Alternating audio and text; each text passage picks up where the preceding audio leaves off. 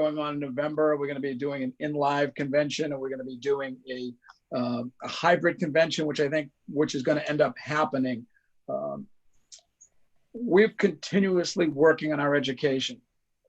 We've seen that we've had to adapt to what's happening, and there are a lot of people who are still unwilling to go to a classroom course. As other parts of the country are opening up, we here in Massachusetts are still in New England somewhat closed down, but we're getting there. So I appreciate everyone tuning in. The education is excellent. Gonzalo was wonderful, by the way. He's going to do a great, great job. If you haven't heard him before, he's an excellent, excellent presenter.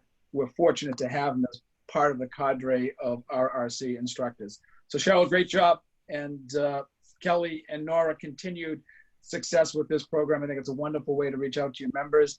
And I see some of our local instructors on. I see our pal Nelson Zaid is here today.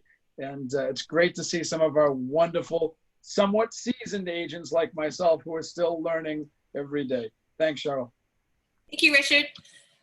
Okay, Nora, can I switch to you to give us an intro? Yes, and actually, I'm actually going to let Kelly take this away because she's knows Gonzalo. I was in the same Lee Brown course, but not that particular date. So hi, Gonzalo. Nice to meet you in person, so to speak. So Kelly, take it away with introducing Gonzalo and our topic today. Absolutely. And I have to tell you, I met Gonzalo at 6 o'clock in the morning at Midyear in Washington. So if you ever want to network, find something that you have in common with other people when you go to the conferences. And Lee had us out running that morning, and that's how I met Gonzalo. So we're super excited to have Gonzalo here with the Certified Residential Specialist in New England. Gonzalo Mejia is from Jacksonville, Florida. He's originally from Lima, Peru, with a background in financial controlling. He moved to the States in 2001 and started his real estate career in 2004. He currently leads a successful real estate team in Jacksonville, Florida, and Gonzalo's team is representing customers from all over the world with their real estate needs.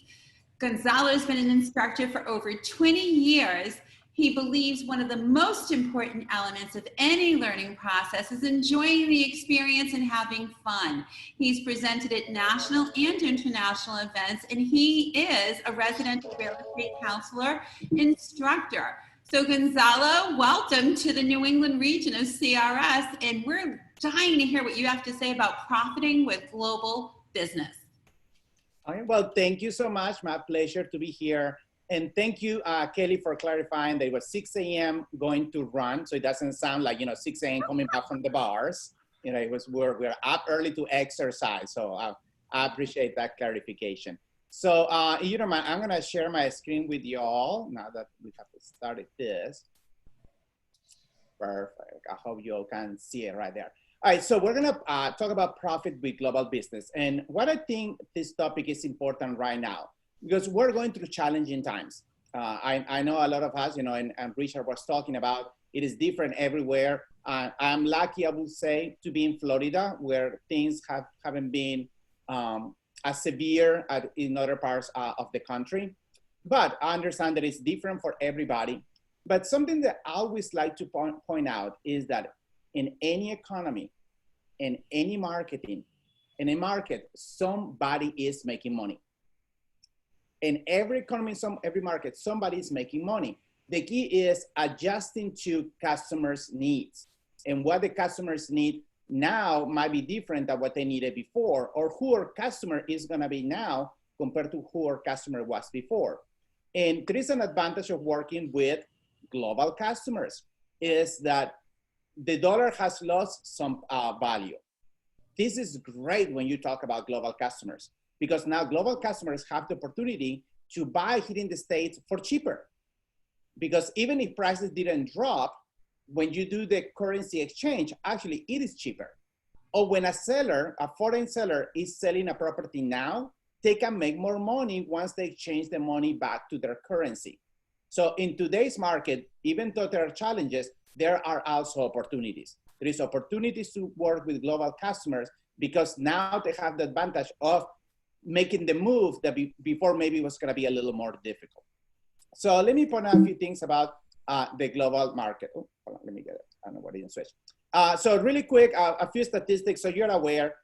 In according to the last NAR study on international transactions, foreign buyers purchased almost $78 billion here in the States. Okay. Now it was a down from before, but it had to do a lot with the dollar getting so much stronger, where a lot of foreign buyers didn't have the ability to purchase here. They purchased 266,800 residential properties. They represent the ones who live outside the States represented 40% of foreign buyers, which means that 60% of foreign buyers are already here in the States. So an important part with global is that you don't have to travel to another country and go and find some buyers and sellers. Gonzalo, I'm gonna do this tour around the world trying to find customers. You don't have to, you can just do a tour around your neighborhood and find them, because 60% of the foreign transactions are with people who are already here in the States, okay? The average price is around 280,000. That's nationwide. I'm sure that in your area, the prices are a little higher. In general, foreign buyers tend to have transactions at a higher price point. The top countries where you're gonna see foreign customers are China, Canada, India, United Kingdom, and Mexico. But let me show you something. So this is a chart that shows how much there was on transactions from these specific countries. So we're talking about the 5 countries mainly that I was telling you about. Now, what I want you to look at is the last column on the right. And what it shows is how much it represents these 5 top countries of all the transactions. And look, back in 2010, they represented 79% of foreign transactions. And what's been happening with that number is going down, down, down, and down. When in 2019, the top 5 countries only represented 44% of the transactions. What does it mean? That now there are more people from all over the world trying to buy here in the United States. It's just not a few countries. And it's just not a few places. Yes, I'll be honest with you. Florida is very attractive, okay? Texas, Arizona, California, yes, the South, because of the weather. Think about, people from a colder weather who likes to buy down here in the South, but they're buying everywhere. I tell you, Ohio has been increasing the number of international transactions considerably. So, and I mean, you have, really amazing cities in the Northeast where you can take advantage of these foreign customers. Now, what are the benefits of working with some of these global customers? One is more transactions, okay? You weren't working with them before, now you can work with them now. Higher price point, they used to buy at a higher price point than your average buyers and sellers here in the States.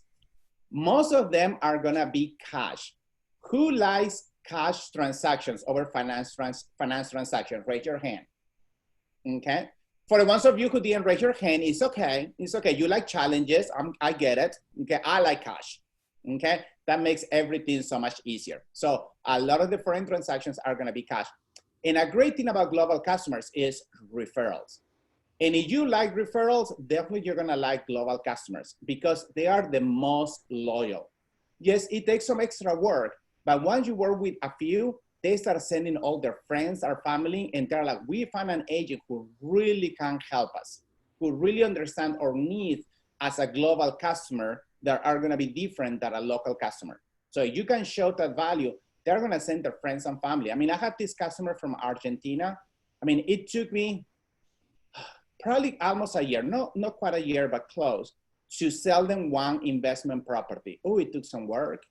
We have sold them close to 17 houses by now, okay? But everything started with one, but and that first transaction was challenging. And they, a lot of like educating and, hesitation, not knowing how transactions work here in the States. But once they can overcome that, it multiplies. So more referrals. Now, I tell you, there are gonna be challenges. The way real estate is practiced in other countries is very different than the way we practice here in the States. So the simple things that for us are every day, because we do this for a living, for a foreign customer is like literally that, foreign. They don't get it. They don't know. I tell you, the number one thing they don't get, the MLS. MLSs are so American. Okay, Canada is good with MLS, so to understand that concept. And that is one of the NAR efforts. I'm lucky to be right now at NAR Global Ambassador. I've been for the last 4 years. I'm the Global Ambassador to Peru and Ecuador. And I get to travel to other countries. And as an instructor, I travel and present in conferences across the world. And they're not used to the MLS. And that is something that you need to educate your customers about, because you know what's going to happen sometimes? You have a global customer who comes to you and you like show them, oh, I have these properties. And they're like, oh, great, that sounds great. Okay, well, let's talk more about it later. And after they leave your office, you know what they're going to do? They're going to go to another brokerage down the street thinking that that broker has a different set of listings, because they don't understand the concept that we share the information. Okay, so educating them in the beginning, taking that extra time. And something that I love about working with foreign customers is that actually help me realize how much my local customers need more education too. We assume that our local people know everything, and do they? No. I mean, how many of our customers locally do you believe understand the concept, for example, of title insurance? The vast majority don't. But we just assume, like, oh, well, you know, that's what we do here. So we just move along with it. It's like, hey, here is the title insurance policy. So working with global customers helped me to realize, hey, I need to educate better all my customers and just not the global ones. Lending can be challenging. Yes, most of the transactions are going to be cash, but some of them might want to get some financing. Not all lenders do financing for foreign buyers. So you need to know which lenders can do it and what are the requirements. Taxation is going to be different. When a foreign person sells a property here in the state, there is going to be a withholding, and there are rules for that. So taxation is going to be different. Currency exchange, and I was mentioning this earlier, the currency exchange right now helps foreign customers, but as the dollar gets stronger, it can make it more difficult, okay? Especially, you know, we deal with that, and I don't know how much of new construction you guys might do, but when we deal with new construction, we have a customer who is buying a house that they have to build. They do a contract today, let's say for, you know, $400,000, but the house is not going to be built for 6 months. What happens if the currency exchange, well, changes drastically in the next 6 months? And those $400,000 now represent so much more money in their currency.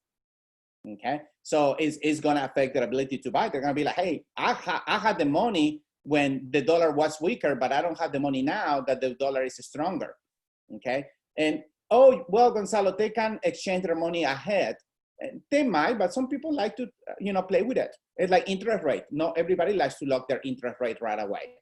Some of them like to wait.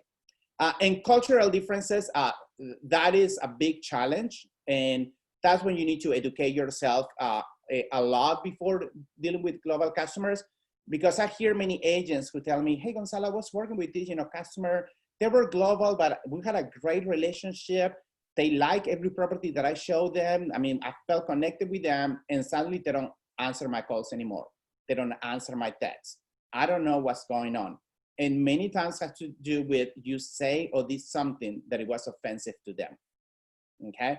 Maybe you didn't mean to be offensive, but it just culturally, they took it as offensive, or you were not understanding them. So it's gonna require some education. If some of you don't have it yet and you wanna get into global, that would always suggest the CIPS designation, the Certified International Property Specialist, because during those classes, you're gonna learn a lot of cultural diversity, okay? But be honest with you, you're never gonna be 100% ready.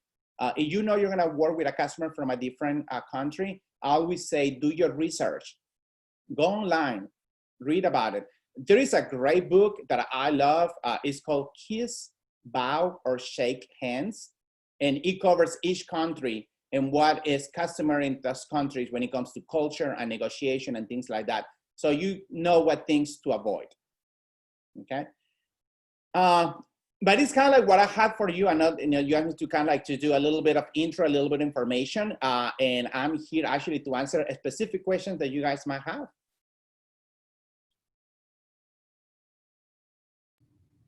So Gonzalo, let me ask you a question here. Do you have some national lenders that you know are accustomed to our international buyers?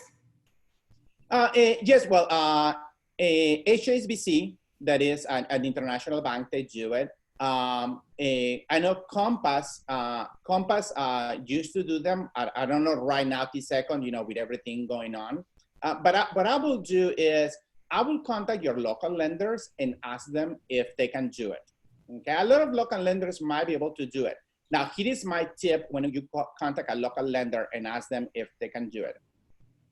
You say, I will call them and be like, hey, do you do foreign national loans? And they say yes. And I say, well, what are your basic requirements or what are your basic guidelines? If they tell me, oh, I have to read about it and I'll let you know, no, thank you. Then you don't know it. Okay. I love some of my realtor lender friends, but I'm not going to let my customers be guinea pigs if they have never done one before. I don't expect them to know the guidelines top to bottom, but I expect them to know at least, oh yes, they're going to need at least 20 to 25% down. The interest rate usually is going to be 2 points above. They're going to have to come at least one to the States and sign some documents, and they need to open a bank account with us. Okay, you know at least the basics. You have done it before, okay? Because a lot of lenders might have it available, but if the loan originator hasn't done them before, then they don't really know the product. Okay, right. It's like trying to send a first-time home buyer with a lender who has never dealt with one. They might not be ready for it. Gonzalo, we have a question or a point from CJ. She said that she recently learned that China can only export $50,000 out of the country per year into the US. Yeah, so there are restrictions from some countries to move money from one country to another one. It's not that simple. That one, when I have a foreign buyer, the first question that I ask is, show me the money. Okay, I get all Cuba Good and Junior on them, and I say, show me the money. I need to know where the money is. Because here is different scenarios. One is, the money is already in the States. Well, that's best case scenario. It's perfect, it's here, I don't have to worry about it. Two is, the money is not here in the States, it's in a different country. Okay, then my next question is, do you have it in US dollars or in your local currency? If it is in US dollars, my only concern is, can we get it here to the States? Now, if they tell me, oh, it's in a different country and also in a different currency, then I have to worry about two things. Can I get it here to the States? And is the currency exchange gonna affect their ability to purchase here? Can we exchange the money soon or not? Or when do they plan to exchange the money? Okay.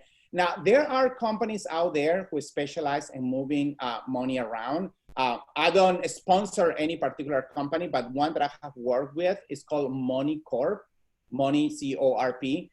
They are actually an English company, but they are also based out of Orlando. And they are really good at moving money between countries or giving suggestions. China is an example, okay? It's not that easy to bring money from China to here. Now, there are routes where they can move the money to a different country if they can open an account there. From this country, send it here to the States. We do the same with Cuba. Cuba, you can wire money from Cuba to the States. But what many Cubans do is they open an account in Spain and transfer the money to Spain. And when it gets there, then they can transfer from Spain here to the States. But again, it's going to be more expensive. Do they have the ability to open an account there? So yes, so you need to know where the money is. When somebody says, hey, I want to buy cash, don't assume, oh, it's perfect, it's good to go. No, there are little details. Again, it's going to be different. So you want to check on all those things. Great. So we have another question from Lisa Parenteau, our president-elect from beautiful Cape Cod. She would like to know, what part of the world are you seeing the most interest in over the last 2 months? Actually, a country that is growing a lot in interest back here in the States is India. Oh. There is a lot of interest from India to purchase here. I mean, like it's in the top 5, but it used not to be top 5, and then move up to 5, and I believe now it's like number 4. But there is an increase. I tell you, China is very interesting, and something interesting with China is that a lot of the investment from Chinese have been mainly on the West Coast, and it has to do a lot with geography, and it's just easy, to travel from California and, the Western states to Asia. But it also has to do with, a lot of the commerce between the States and China is, is through shipments of merchandise that usually will come to the West Coast. Well, since the Panama Canal got expanded and it can be able to have larger ships going through the canal, is making it that where more ships are starting to come to the East Coast because it's cheaper to send it that way than to ship everything to the West Coast and then get it on, trucks or train and then send it all the way across. So I'm seeing an increase of Chinese investment on the East Coast just because of logistics, because now they have more business going out, especially you have a port. If you are in a city where you have a port, where they can receive some of the shipments, you're gonna see an increase definitely in Chinese presence. Great. So Ann Enos from Rhode Island has brought up the notary subject, which I don't know who saw the promo or not, but Gonzalo is a fantastic resource. So I just had a seller in Costa Rica and we had to make some connections. So getting to know realtors that are in global business. Ophelia is now my new friend, Gonzalo. Ophelia is a realtor down in Costa Rica. But why don't you talk a little bit about getting the apostilles and the notary process and how it's different everywhere? Yes, so, well, the notarizing can be a challenge. So here's the thing. Sellers always gonna have to notarize documents because they have no notarized usually the deed or other documents for the transfer of the title. And it has to be done usually by a U.S. notary. Now, there are U.S. notaries and embassies and consulates across the globe. The detail is that usually you can just not show up to a U.S. embassy in another country and be like, hey, do you have a notary? How much do you charge for it, okay? First, they don't charge. The problem is getting an appointment. Usually U.S. embassy are very protected buildings and they work appointments only. And to get an appointment at U.S. embassy, you can, if I request it today, it might take 2 to 3 weeks to get one, okay? So when you have somebody who is gonna be in a different country and needs to notarize some documents, they need different options. One is set up your appointment way ahead of the time. So they know that they can get there on time for the closing. The problem sometimes is the timeline because you're a buyer and you need to notarize some documents and the closing is gonna be on the 29th of June, and now you set up your appointment for the 28th or the 29th, and now there is a delay in the closing. Now you don't have documents, you don't have nothing to notarize, okay? So how you make it sync perfectly that the documents are gonna be ready by the time you have your notary appointment. So a plan B that I suggest to my foreign customers is, do you have somebody locally who you trust that you can do a power of attorney to? And I say, because you can do the power of attorney ahead of the time, set up your appointment with the embassy, get it executed, send the original back to the States, and now we have the power of attorney here, and whoever they chose can sign on their behalf the day that we end up doing the closing. But yeah, it can be a challenge, I tell you. And in situations like we have right now, some embassies might be closed. They don't have all services available. So even if somebody get an appointment, is there a notary there who can help them? So it takes a lot of planning ahead. Don't wait until the day before closing and be like, oh, we need to notarize some documents. How do we do that? Too late. So all that needs to be planned way ahead of the time. And that's what let everybody know if the buyer or the seller is not in the country. Because and work with people who have the experience, lenders who know how to deal with it, title companies who know how to deal with it. So when the information is shared, they know how to anticipate these problems. Awesome. Gonzalo, we loved having you here today in the New England region virtually. Maybe next year we can bring you here IRL. You are very knowledgeable on the global business subject, and being in the greater Boston area, that's a huge business out there that I've often thought maybe I might want to tap it. Cheryl, would you like to do a roundup? I just had one question, I think from Ann Enos, which is a good point. So we know that, Gonzalo, you're a CRS instructor since 2019. Are you able to teach the SIPS class yet as an instructor? So Ann is our network director in Rhode Island, and she'd be very interested in speaking with you on that if that's something you can do. Right now, I'm approved to teach 2 classes. I think it's 2, maybe it's 3. 7 things successful agents do differently. A proven And business plan system, and then converting leads into closing to CRS. Yeah. I'm approved to teach those too. Yes. Okay. And I love those topics. I'm like, Okay, cool. And to wrap up too, if those of you joined us a little late, Gonzalo is also in our PAC Hall of Fame. Right behind him, he can point to his new award that he was supposed to get in live. So he's got his acceptance speech, he says, all prepared. Again, I just mentioned he's a CRS instructor, so look for him at crs.com. And let's see, and NER Global Ambassador. I wasn't aware of that, so congratulations on that as well. Plus, you're a great agent down in Jacksonville, Florida, and we had a lot of people commenting that we have snowbirds that go, south, and you may have some that come north. So take advantage. That's the one nice benefit of being a CRS RRC member is you can exchange referrals. And now we got someone great, not just for our international questions, but for down in Jacksonville, Florida. Is there any other towns that you're great at that we should know about? I like to run and I like to act. So this was all my little show. Awesome. You've missed his garage gym episodes. Okay. So just to wrap up, I want to make sure that you all know to change, to look at, for instance, Facebook, New England Region RRC, that's our public page, and we try to promote on that. So if you don't get an email or you don't see it on the newsletter, please go to that. We are CRS. I love to use my book, and I'm sure you all get your print copy to make referrals. Sometimes going online, it doesn't always work for me, but when I go on We Are CRS and I say, I need somebody in North Carolina, 8 or 9 people immediately within 5 minutes respond for me. And Norman O'Grady, I'm sorry he's not on the call, but he was looking for someone in Bedford, New Hampshire. So I was hoping we had someone from New Hampshire on the call today that would like to get a referral. So go to We Are CRS. And then lastly, if you're our member, this private group's New England Region CRS group.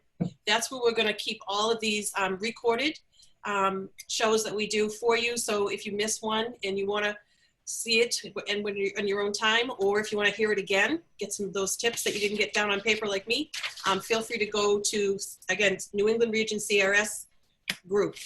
My last little FYI, I want to let you know we have a virtual summit coming up June 24th from 9 to 5. That's free to all the CRS RRC members. If you're not a member, it's $55, but we can get you to be a member with a special code that'll save you 20% off your membership, and that's NERRRC 20. So NERRRC 20. And if you have any membership questions, Keith Kogarian is our membership chair. You can find him on crs.com and email him any questions.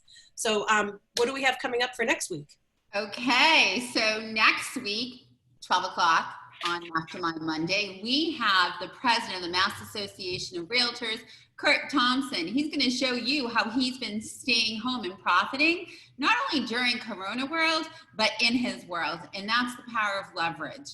Following up on June 22, we're getting another visit from Florida with Addie Owens. She's going to be presenting the bounce back.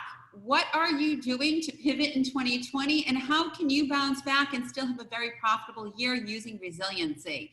And June 29, Katie Lance. Katie Lance is going to bring us Winning with Social Media. Katie is well-known to most people as Social Smarts Academy. So we're really excited to have all these people here for our certified residential specialists in the New England region. Cheryl? That's a wrap. It's 12:31. Again, ladies, you've done a marvelous job. Gonzalo, thank you so much. And we'll see you all next Monday. You guys over-deliver so much value every week. Thank you so much, Gonzalo, Kelly, Nora, and Cheryl. Thank you so much for allowing this to come together for us all. Great to see you all. Here. See you next week. Have a great week. See you next week.